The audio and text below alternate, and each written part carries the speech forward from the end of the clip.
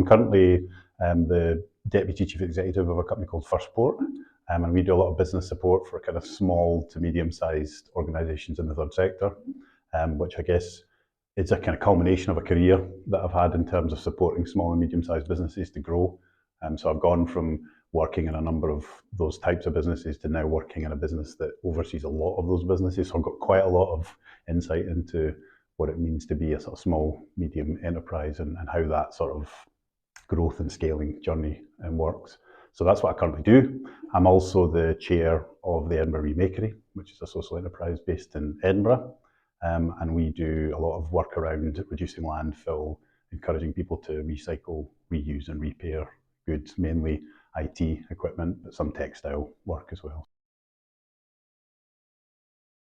I was in that sort of COVID period where everybody had a lot of time on their hands. And I was thinking that I've always had that sense that I wanted to get back into doing something around board work. I had done previously work around sort of advisory boards for government, and I'd obviously been quite active on a board within my own role in a senior leadership capacity for quite a long time. So I was quite interested in working at board level, how boards work and operate. But I think wanting to get into the trustee side of things, really what drove me to the Remakery was my interest in environmental issues. So it was an organisation I was aware of. It was doing some really strong messaging around that sort of environmental impact. And also it was a good business, and that's quite important for me. So it's a social enterprise. It's not just about the sort of impact on people and planet, but also actually it looked like a good solid business. It was quite quick. So I think I was probably a trustee for a couple of months. I think I came into it with a group, so there was 4 or 5 of us were brought into the board, and I think there was a change really that was already planned. It wasn't talked about at the point of interview, but they obviously had a plan for the current chair to step aside. So I think in that recruitment round they were looking for potential people to come in and then approach to take on the chair role. So it happened quite quickly. I think I got a sense of how things operated in the organisation. It was a solid business. It was working well, had a good chief executive who was relatively new. So I was confident that as chair, I wasn't going to suddenly be landed with more than I could potentially take on. When it comes to the non-executive part of it, I think a lot of it is about how much time you can and are willing to give. I think one of the things that I found in a lot of the different sort of trustee board roles that I've operated in, you can choose to be quite very involved or not particularly involved. I think the thing that works well for me at the moment is that the Remakery is not a hugely demanding trustee role, even as chair, because it's a well-run organisation and it has a very good chief executive. So the balance is okay. It's working well for me at the moment. Obviously, executive role is much more hands-on, much more involved. I don't have as much board responsibility in my role at Firstport as I've had in previous roles. I report into the board. I sit on the board, but I'm not a sort of executive member of the board, if that makes sense. So my part in that isn't quite as heavy as it's been in previous roles. So I think the balance, I'm able to work the balance quite well. In terms of the differences, it's very much about that sort of day-to-day hands-on with the Remakery. I'm really coming in to deliver significant sort of issues and sort of give that general governance and financial stewardship. It's not a day-to-day operational role. You learn from the organisation itself, different ways of working, sort of different attitudes towards certain things. I think the Remakery are excellent around the sort of, obviously around the sustainability side and net zero side. So I bring a lot of that knowledge into my current role. I head up our net zero group within Firstport.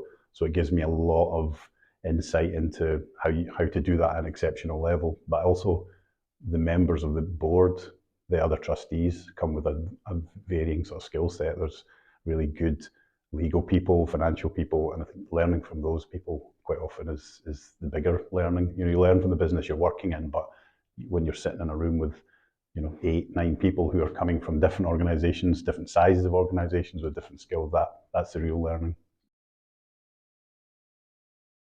The big thing maybe is how deeply involved you can be. So I said earlier that I've done quite a number of roles around boards that were quite quite structured. You know, it was quite sort of clear that you had a role and you didn't really step outside of that role, particularly when you're doing advisory work with government organisations.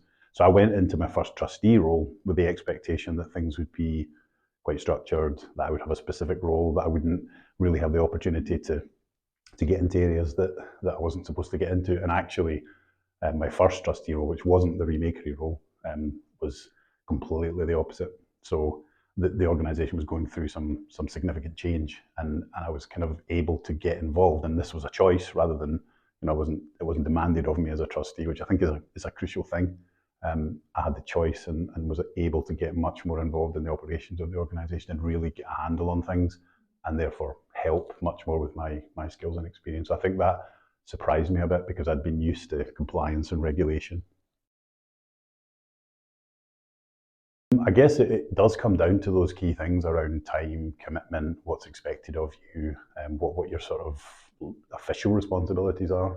I think it's really important to understand that. What is the structure of the organisation? You know, is it a company limited by guarantee with sort of protections and restrictions around what it means to be a trustee? You don't want to get into a situation where you're liable, overly liable for anything. Most organisations are fairly clear on that, and I think are fairly clear with anyone coming in as a trustee. So that's probably the first rule. After that, it's really just about how much of your time is going to be required. And my experience, and I can't say for all organisations, my experience is that quite often it's about how much you're willing to give.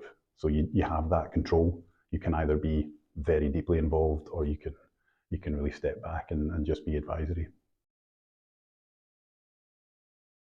I think probably, and thinking back to my first one, it was quite chaotic. As I said, it was an organisation that was really changing a lot. And I think what they did was they tried to bring new people in as trustees who were passionate about the things they were doing. Again, it was an environmental sort of focused organisation. They brought in a lot of people who were really interested in that aspect of what the organisation did. They didn't really target skills that they needed.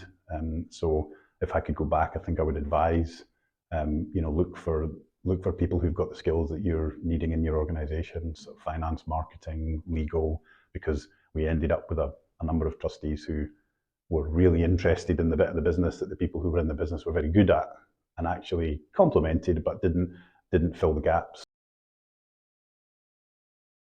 I mean, it's a pretty obvious one. I would say jump in and do it, because I think it's difficult to get it really wrong. There's usually a lot of people in the existing structure that will support you and help you and guide you along the way, and it's a hugely rewarding experience. These are organisations, for the most part, who have a huge amount of passion and enthusiasm about what they do, and tend to not have the support around the kind of more conventional business skills. So the board is really, really important. The trustees are really important to provide that, and so I would get in there and get some experience of that. It's a rewarding experience.